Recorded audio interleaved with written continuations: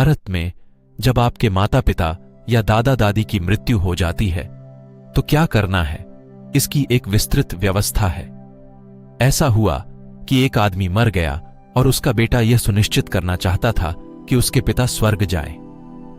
कस्बे में कई ट्रैवल एजेंट हैं जो स्वर्ग के लिए टिकट बुक करते हैं। वह ट्रैवल एजेंट के पास गया। वहां कई ट्रैवल एजेंट थे और हर कोई बुकिंग लेने को तैयार था, लेकिन किसी के पास कंफर्म टिकट नहीं था। लेकिन वह अपने पिता के लिए कंफर्म टिकट चाहते थे।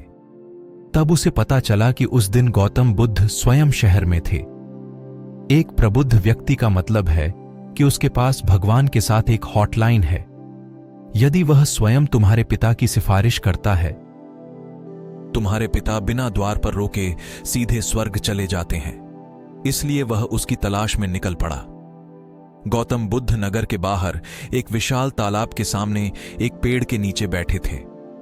वह गया और उनके पैरों पर गिर पड़ा और मगरमच्छ की तरह उनके पैर पकड़ लिए और कहा, मेरे पिता एक अच्छे इंसान थे और उनका निधन हो गया।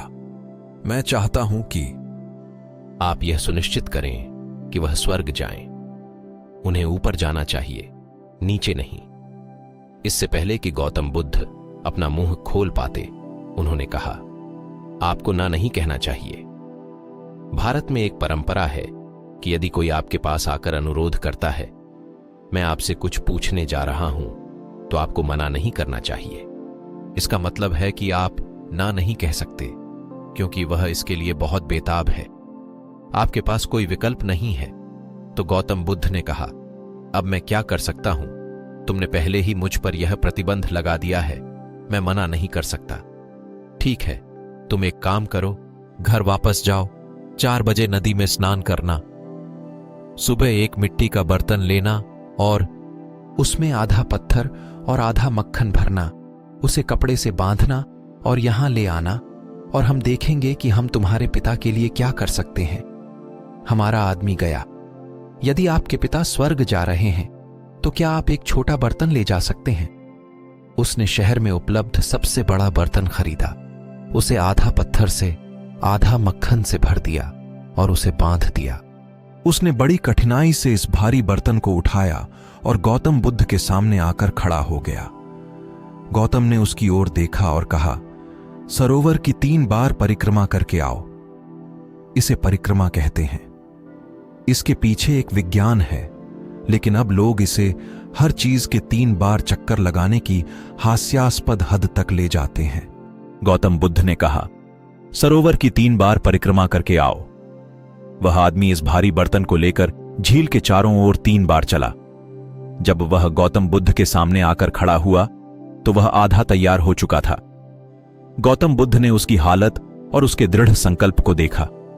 उसने उससे कहा, जब तक पानी तुम्हारी छाती तक ना आ जाए तब तक पानी में चलते रहो। वह अंदर चला गया। तब गौतम ने कहा, धीरे से बर्तन को अंदर आने दो। घड़ा अंदर जाकर डूब गया। गौतम बुद्ध ने एक मोटी छड़ी उठाई, उसकी ओर फेंकी और कहा, लो छड़ी, और अब तुम्हें एक ही झटके में मटका फोड़ना है।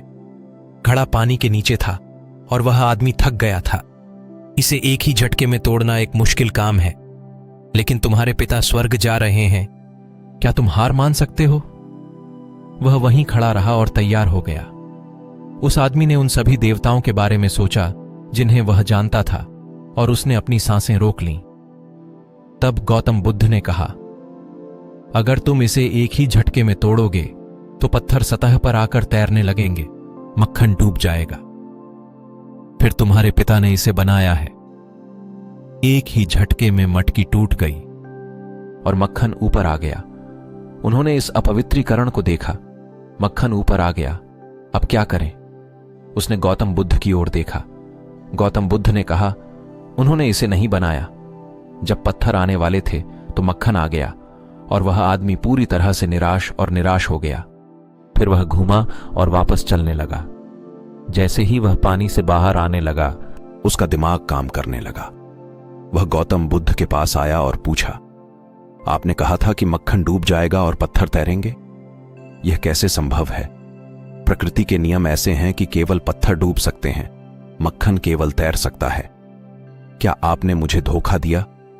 गौतम बुद्ध ने कहा, ओह, अब जब आप प्रकृति के नियमों के बारे में इतना जानते हैं तो समस्या क्या है? यदि आपके पिता मक्खन की तरह हैं तो वह ऊपर जाएंगे, यदि वह पत्थर की तरह हैं तो वह नीचे जाएंगे। मैं क्या कर सकता हूं, इसके बारे में क्या करें, और आप इसके बारे में क्या कर सकते हैं? आप बहुत थके हुए लग रहे हैं। घर जाओ और सो जाओ।